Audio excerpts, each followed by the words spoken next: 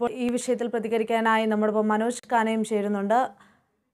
ശ്രീ മനോജ്, എന്തൊക്കെ കാര്യങ്ങളാണ് നമുക്കറിയാം? ഇന്നലെ സ്വപ്ന സുരേഷ് വലിയ രീതിയിലുള്ള ആരോപണവുമായി CPM-നെതിരെ രംഗത്ത് വന്നിട്ടുണ്ടായിരുന്നു. എന്നാൽ ഇന്ന് രാവിലെ കേരളാവിഷൻ ന്യൂസ് നടത്തിയ എക്സ്ക്ലൂസീവിൽ വിജേഷ് പിള്ള പറയുന്നത് ഇത്തരത്തിൽ CPM പറഞ്ഞിട്ടല്ല സ്വപ്നയെ കണ്ടത്, OTT പ്ലാറ്റ്ഫോമിന്റെ കാര്യം സംസാരിക്കാനാണെന്നാണ് പറയുന്നത്.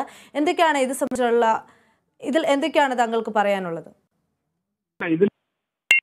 യഥാർത്ഥത്തിൽ നടന്നിട്ടുണ്ടാവും. എൻ്റെ ഒരു സംശയം, ഈ സ്വപ്ന സുരേഷും ഈ വിജേഷ് പിള്ളയും ചേർന്നിട്ടുണ്ടാക്കിയ ഒരു വളരെ കൃത്യമായ ഒരു പ്രീ പ്ലാൻഡ് പ്രോഗ്രാമാണിത്.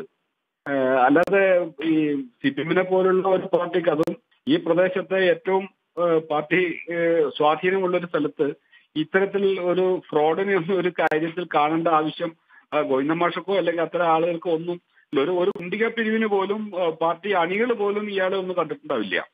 അപ്പൊ അത്തരത്തിലുള്ളൊരു ഇത് വളരെ ഒരു എന്താ ഒരു നെഗറ്റീവ് പബ്ലിസിറ്റി എന്നൊക്കെ പറയുന്ന പോലുള്ള ഒരു സംഗതി ഉണ്ടാക്കിയിട്ടുണ്ടാവും എനിക്ക് തോന്നുന്നു. എൻ്റെ ഒരു അനുഭവത്തിൽ അദ്ദേഹം വളരെ അങ്ങേയറ്റത്തെ ഫ്രോഡായിട്ടുള്ള ഒരു മനുഷ്യനാണ്. അയാളുടെ ചതിക്കുഴിയിൽ വീണു പോയിട്ടുള്ള ഒരാളും കൂടിയാണ്. ഹലോ ഹലോ താങ്കൾ പറഞ്ഞോളൂ.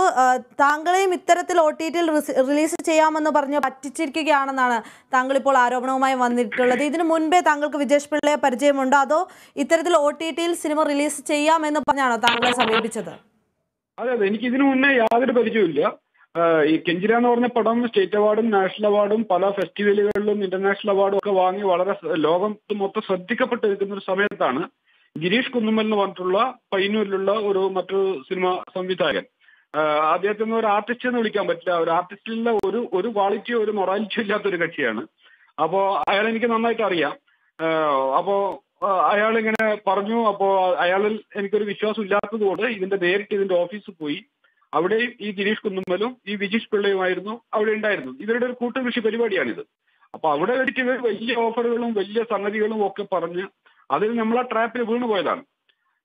അതോടുകൂടി എന്താണെന്ന് വെച്ചാൽ ഇതിന് മറ്റ് സ്ഥലത്ത് മറ്റ് OTT പ്ലാറ്റ്ഫോമിനെ സമീപിക്കാൻ പറ്റാതെ വന്നു, ബിസിനസ് നടക്കാതെ വന്നു, ഇവർക്കൊട്ട് ഇത് കാണിക്കാനും പറ്റിയില്ല.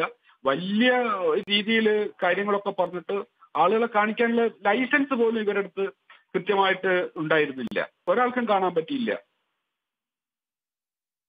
അപ്പോൾ ശ്രീ മനോജ് ഖാൻ, അപ്പോൾ താങ്കൾ പറയുന്നത് ഇന്നലെ അരങ്ങേറിയ സ്വപ്ന സുരേഷിന്റെയും ലൈവും അതുപോലെ തന്നെ ഇന്ന് വിജേഷ് പിള്ളയുടെ പ്രതികരണമൊക്കെ സ്വപ്ന സുരേഷും വിജേഷ് പിള്ളയും തമ്മിൽ നടത്തിയ ഒരു നാടകത്തിന്റെ ഭാഗമായാണെന്നാണോ താങ്കൾ പറയുന്നത്? തീർച്ചയായിട്ടും. കാരണം എൻ്റെ അനുഭവത്തിൽ ഇവരുടെ സ്വഭാവം, ഇയാളുടെ സ്വഭാവം എനിക്കറിയാം. അതുകൊണ്ട് തീർച്ചയായിട്ടും ഇവരുണ്ടാക്കിയ ഒരു തട്ടിപ്പ് പരിപാടിയാണിത്. അല്ലാതെ ഈ വിജേഷ് പിള്ള എന്ന് പറയുന്ന ആളൊന്നും കണ്ണൂർക്കാരനാണെന്ന് പറയുന്നത് കേൾക്കുന്നു. അവര് നാട്ടുകാർക്ക് പോലും ഈ കക്ഷിനെ അറിയില്ല. ഇയാൾ എന്താണ് പരിപാടി എന്നറിയില്ല. ഏത് നാട്ടിലാണ് ജീവിക്കുന്നതെന്ന് അറിയില്ല. ഒരു ബന്ധമൊന്നും ആടുമായിട്ടില്ല. ഇപ്പോഴും ചിലപ്പോൾ കേരളത്തിലെ മുഖ്യമന്ത്രി ആരെന്ന് ചോദിച്ചാൽ KK നായരെന്ന് പറയും അയാൾ. കാരണം അത്ര ഒരു പൊളിറ്റിക്സുമായിട്ടോ അല്ലെങ്കിൽ ഈ സാമൂഹ്യ കാര്യങ്ങളൊക്കെ ആയിട്ട് അദ്ദേഹത്തിന് ബന്ധമുള്ളൂ എന്നാണ് ഞാൻ മനസ്സിലാക്കുന്നത്. അപ്പൊ അത്തരത്തിലുള്ള ഒരാള് പോയിട്ട് ഈ ഗോവിന്ദമാഷ പോലുള്ള വളരെ സീനിയർ ആയിട്ടുള്ള നാട് അംഗീകരിക്കുന്ന ഒരു രാഷ്ട്രീയ നേതാവ് ഇവനൊക്കെ ഒരു കാര്യം ഏൽപ്പിക്കുക എന്ന് പറഞ്ഞാല് അതൊക്കെ തനി വിഡ്ഢിത്തമാണ്. വളരെ പ്രീ പ്ലാൻഡ് ആയിട്ടുള്ള ഒരു പരിപാടിയാണെന്നാണ് എന്നെ സംബന്ധിച്ച് എനിക്ക് തോന്നുന്നത്, എൻ്റെ അനുഭവത്തിൽ. വ്യക്തമാണ് ശ്രീ മനോജ് ഖാന.